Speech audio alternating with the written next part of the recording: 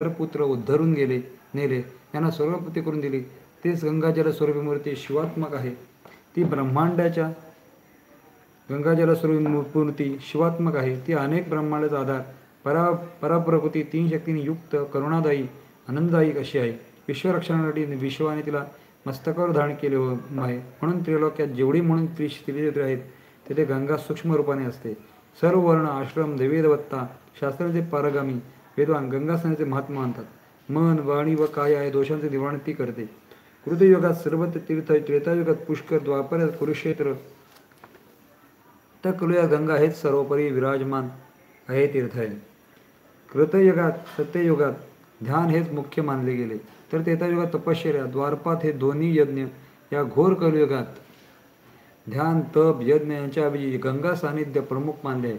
सर्वांच्या भागाच्या मानवाचे उद्धार व कल्याण ही गंगा करते. गंगेच्या नावाने जपाने अहलक्ष्मी, कालकुरणी, दुःख स्वप्ने, दुर्विचिंतन या गोष्टी आपल्या आजूबाजूला फिरकतही नाहीत.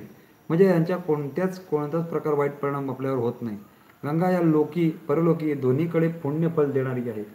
जसा ज्याचा भाव असेल तसे त्यांचे या जगात कल्याण करणारी ही ती आहे. ब्रह्मज्ञानाची प्राप्ती ज्या अन्य साधनाने आत्मोद्धारासाठी होते ती केवळ गंगेच्या तटी निवास केल्याने होऊ शकते. एवढेच काय, हिच्यापासून बरेच दूर आपण असू तर नुसते हिचे महात्म्य आपण जाणत असू तर हिच्या भक्तीने हे आपणावर प्रसन्न होते. श्रद्धाचा सर्वोपरी धर्म होय, ही गोष्ट सत्य आहे. श्रद्धा म्हणजे परमतप, म्हणूनच हिचे महत्त्व फार आहे. येथे स्वर्ग व मोक्ष दोन्ही श्रद्धेने प्राप्त झाले आहेत. म्हणूनच गंगेवर श्रद्धा ठेवली म्हणजे ती आपले अज्ञान, जड चिंतन, वस्तूमधील आसक्ती नाहीशी करते. नारळात जसे पाणी, जशी ब्रह्मांड तशी परब्रह्म गंगा आहे. म्हणून हिच्या प्राप्तीसारखा अनन्य लाभ या जगात नाही. म्हणून विधीपूर्वक गंगाजलात स्नान करावे, तिचे पूजन करून त्या ब्रह्माच्या पूजनाला लाभ प्राप्त करावा. हिच्या स्मरणाने पर्वता एवढे पापेही नष्ट होतात.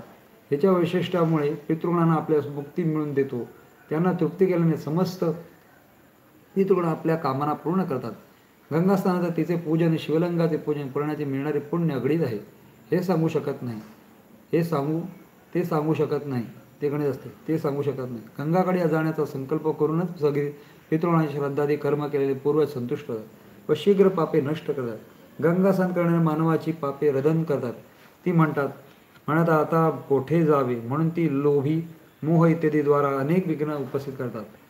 ती म्हणतात आता तरी या माणसाचे पाय गंगेकडे वळणार नाहीत, म्हणजे आपल्याला आता ज्यांचे शरीर सोडून जायला नको.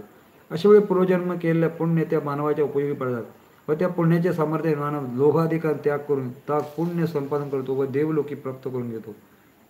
अजाणतेपणे अग्नीला स्पर्श केला झाला तरी त्याप्रमाणे जळण्याचे कार्य होते. तसेच गंगा स्नान इच्छा विना केले तरी ते करण्याचे पाप धुवून टाकते, कारण तिचा प्रभाव अचूक असतो.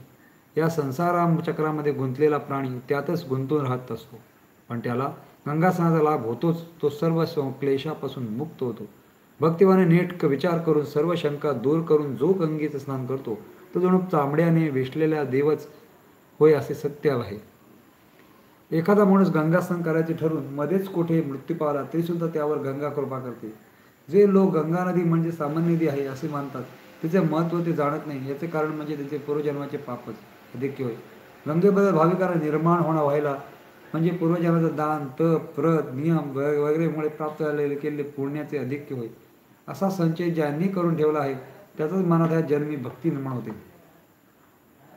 गंगेची व्रते करण्याची महेंद्र वगैरेच्या पुरामध्ये परमेश्वराने सुंदर सर्वम्य अशा सिद्धींची तिन्ही स्पर्शलिंगे प्रसाद चिंतपणे असे स्वयं बनवले आहेत.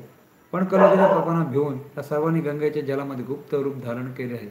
म्हणून अभिष्ट सिद्धीसाठी गंगाजलाचे महत्त्व ओळखून आपण वागावे. सूर्योदय झाल्यानंतर जसा आधार, अंधार वजे पाताळानंतर पर्वत, गरुडाला सर्प, वायूला मेघ, तत्वज्ञानाला मोह, सिंहाला मृग भिवून पळून जातो, त्याप्रमाणे गंगेच्या दर्शनाने समस्त पापे क्षय होतात. ज्याप्रमाणे दिव्य औषधीमुळे रोग, लोभाने सद्गुण, ग्रीष्मातील एका उष्मा हे शांत थंड भावाशा जलाने, रुईच्या पाना डिंग अग्नीच्या एका ठिंगीने क्षणात नष्ट भ्रष्ट होतात, त्याप्रमाणे गंगाजलाच्या स्पर्शाने क्षणात समस्त दोष नष्ट होतात. लाईक करा, सबस्क्राईब करा, बेल आयकॉन दाबायला विसरू नका. जास्तीत जास्त लोकांना पोहोचवा ही नम्रतेची विनंती आहे.